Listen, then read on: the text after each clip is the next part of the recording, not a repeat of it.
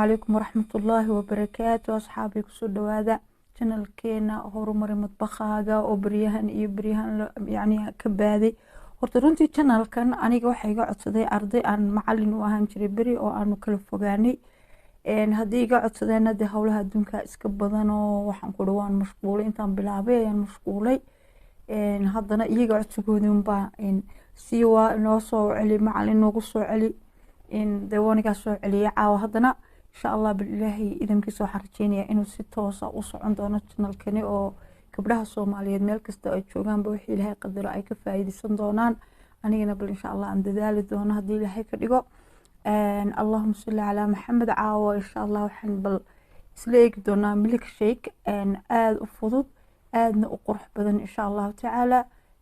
bal muxtawiyaadkiisa iyo wuxuu ka kooban yahay aynu marka hore isla eegno waxaan ku haysanaa laba koob caan ah waxaan ku haysanaa laba maqaacdood oo waaweyn oo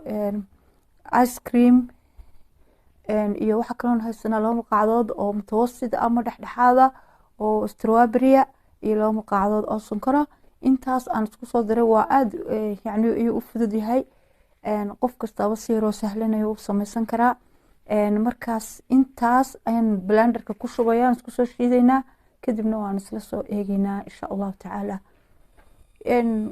alaabtii waniga blenderkii ku wada shubay kadib waxaan eegaynaa hadaba inaan soo shiidno koobkii ku shubno aan ku diyaarino insha Allah taala isla eegno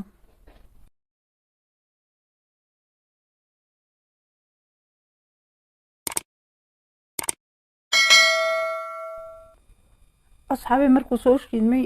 milkshake aan soo shiidnay wakaas saasuu ku soo baxay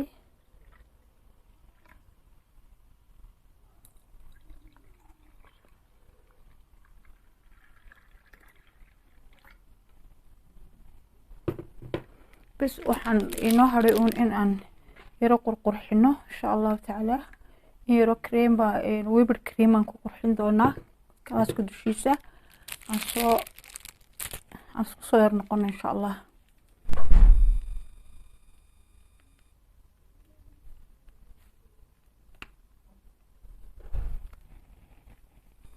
أصحابي milkshake saas ayuu diyaar ku yahay ma sha Allah lagama sheekeeyaan insha Allah taala saas ayadun idinkuna insha Allah u qurxin doontaan insha Allah ka faa'iideyso wanaagsan daawasho wacan iyo isku soo noqod dambe oo xiiso leh insha Allah